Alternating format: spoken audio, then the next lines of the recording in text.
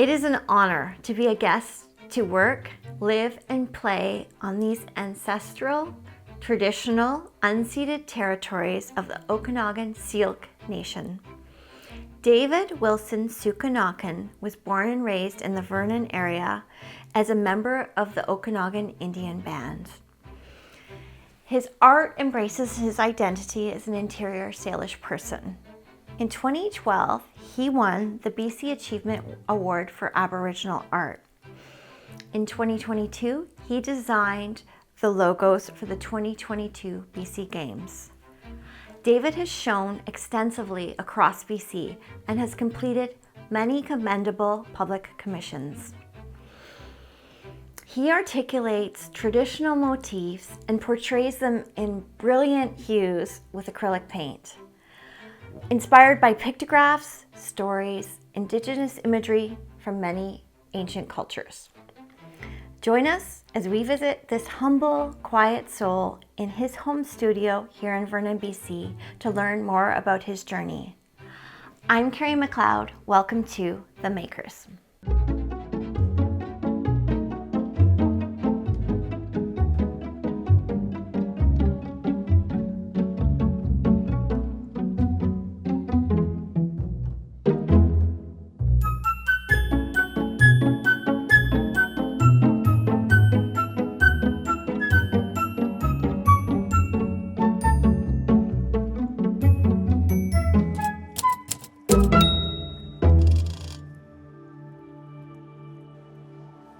Hi, David. It's good to see you.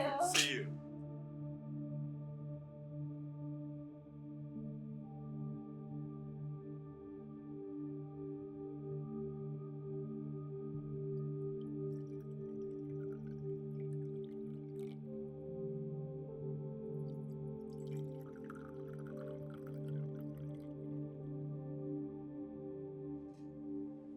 Cheers. Thank you. Ever since I was a kid in Barstow Elementary School, I was always looking for our art, the art of my ancestors, and eventually I found it in the museum in their archives section. There was a book on pictographs. So I'd looked at it for many years. When I was a kid, I didn't really have the art background. Mm-hmm. So it took me a while to learn things, to get some background. I learned how to do the West Coast art. Then I came back and I just went and got the pictures from the museum, copied them, Xerox, I think back then. Yeah. And yeah, and I guess from there I just started. Everything wasn't really complete with pictographs. There were only a few animals, and I had to use my imagination to get them all. I did 150 of them. So when you said you learned, you studied coastal art, would that be like Haida art, for instance? Yes, I learned from a Haida guy and a Coast Salish guy. Is that something that artists from different areas openly share with each other? Like, would you teach someone from the coast your pictographs that you've designed, or is that sort of something like for the Okanagan area? Absolutely. I have worked with OKIB students, young students. I did a workshop, and when I was there, I told them that they could copy my artwork. That there's no tracing, but they'd be able to use the artwork to inspire in the same way that I guess the first pictographs I did was something like the Okanagan Indian Band logo, which is a porcupine. Mm-hmm. So since a very young age, I've seen that, and it gave me courage to continue on. I knew it could be done. I just needed to use my imagination and create it. And the kids, I think they'll eventually start creating the pictographs. I really don't allow the established artists to create to copy my style, but the kids are, because I need like 10 years maybe until I'm close to my when I'm no longer here, then they can take it. I just at this point in time I don't want to share too much. So but you are sharing your style and your story, like how you learned from very basic books, and then that will inspire them to keep sort of building on that and continuing it, which is beautiful. Yes, yes, yeah. And the kids will be able to take it. Can we go back to when you were first starting? And did you feel like you were supported by your community and your family on sort of pursuing a job and a life as an artist? It was very tough to be an artist, and it was tough to survive. Bills need to be paid. So I just had to keep going. The family was supportive, but just took a long time because I had to get bills paid. And Was that your job always? Just you devoted your time to art? Is that how you developed? I don't know if I devoted my life to it. I think I had to live life first before I could become more of a complete artist. It was, I guess must have been at least 30. I started about when I was 10. I first found the book on pictographs, and it took me a long time, probably 20 years of living. And I also had to learn some kind of style where it took me a while. To sort of develop because you do have a very signature style. Yes. Can you tell us about Kelowna Art Gallery? What's happening there? I mean, Kelowna City Hall. What's happening there? We're trying to indigenize the meeting rooms. Okay. My current project is 13 canoes made out of styrene and painted. They all have like their own birds. Okay, 13 moons refers to 13 lunar cycles of 28 days each, with one extra day. It's kind of a more of a natural calendar. I'm working with elders, Grouse Barnes and Pamela Barnes from West Bank First Nations, and I'm doing a 13 moon exhibit, which includes the canoes, but each canoe represents a moon, a 28-day lunar cycle. And it'll also include 4 of my large paintings that represent fall salmon harvest, spring, summer, and winter.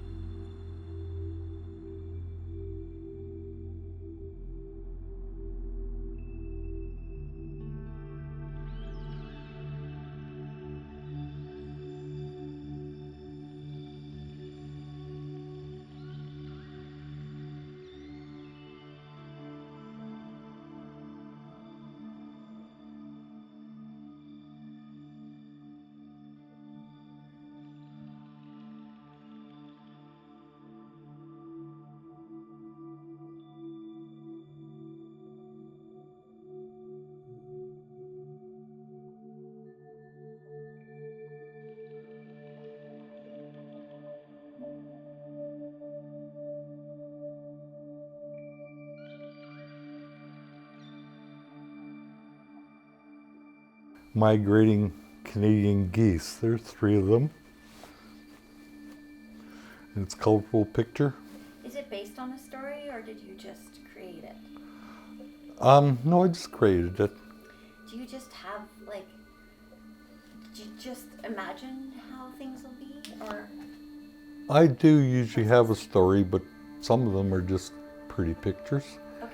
This is kind of a pretty picture, but it talks about migrating. People really don't understand because of that there was a time when churches were being burned, but this is not about churches being burned. This is called returning to the earth. We have the church here. It's actually a abandoned church that's had the planks taken off, and it's returning to the earth.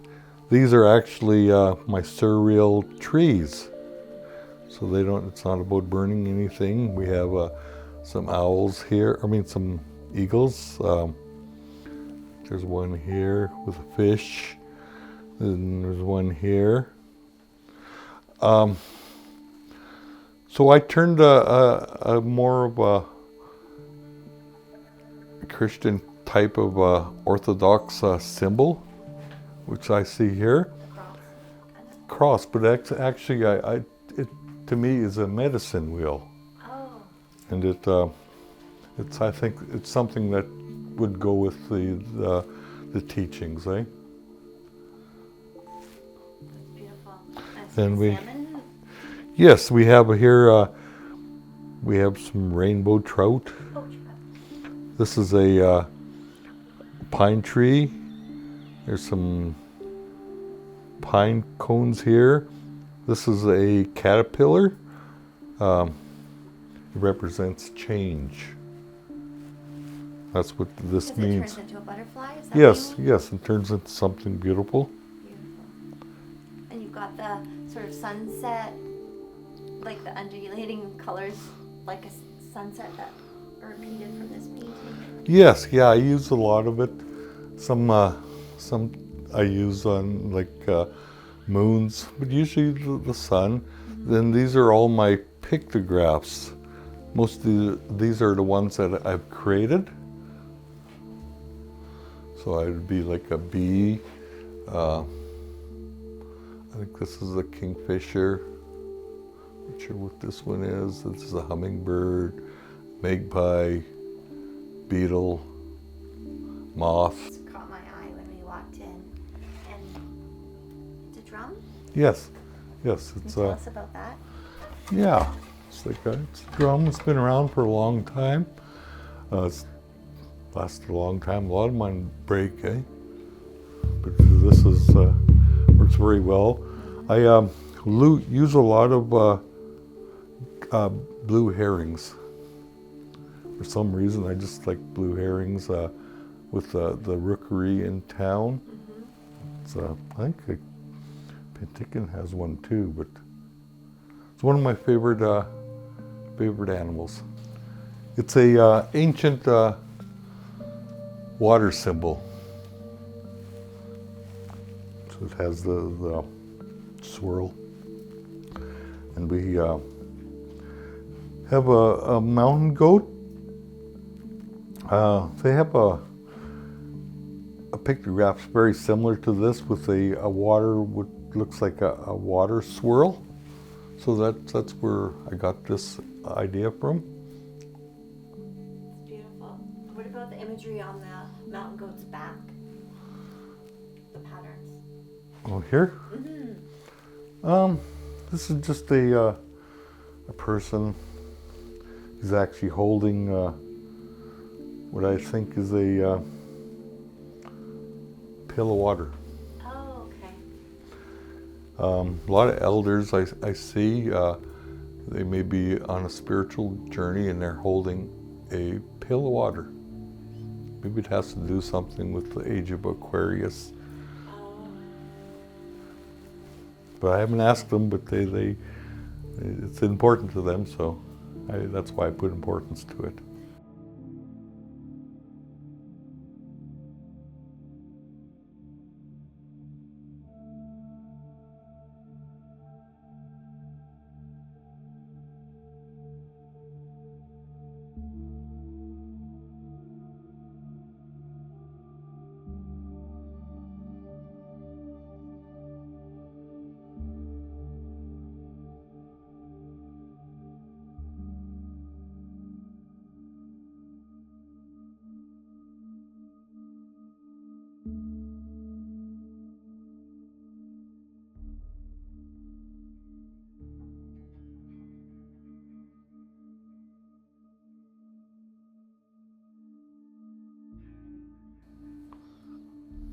these are your images, right? Yes, these were the 16 sport pictograms that were used for the Winter Games in 2022. This was presented to me as a acknowledgement there. Beautiful. And there were pictographs. They're snowboarding, right? Yes, yes. Started skiing, cross-country skiing. I'm trying to pick out all the sports. Yeah. And this is for the Paralympics? I think so, yeah. There's basketball. No-stroke basketball. Yes. Most of them were alpine events, skiing and whatnot. And I turned it into a flag, and I have a beach cottage on the west side that I'm going to put on the lake. Gonna have to make us a flagpole. Now that we can see these up close, can you go through and explain the birds? These are all birds that are indigenous to the area of Okanagan, and these were all just kind of handpicked by the elders. Each one represents something. This one would start with a Canadian goose. This one would be a willow grouse. This one is a blue grouse. This one is a quail, and this one is a raven. So this is the one side, and then the other side you said there was going to be a mirror image? Yes, yes. So you'll do that next? Yes, and I'll have the moon on the back. Beautiful. Oh, because it's the 13 faces of the moon? Yes, yes. And I also want to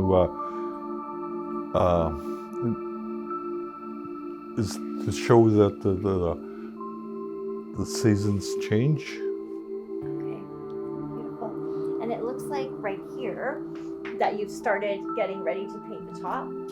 No, that was just something I've used. I create them, I put them on Mylar, then I transfer them to here. So it's exact same image. It's like a plastic tracing paper. And I use this to transfer designs. So I can get an exact mirror image on the other side. I see, so you create that and you can flip it because it's see-through. Yeah. That's excellent. That's a good way to do it. So you just, you have one side is a paper or a pencil. Mm-hmm. You turn it around and you just go on over it with the lines with the pencil, and it'll leave a design. Yeah, it's kind of like a tattoo, maybe. Oh yeah. These are light. So what did you make them out of? Styrene. And how was that process? That's actually I get pieces of styrene, 8 by 4 feet and 2 feet wide. Okay. And I'll cut the top part out of here. I'll glue them together, then I'll carve them in here, then in here, then I'll sand them down, fill in any parts. It's really tough to do because when you sand them, it kind of looks like it gets a grape or a orange peel feel. Oh, okay. And then how do you bring it back to being smooth again? I put several coats of gesso on. Oh, beautiful. Yeah, and sand them down.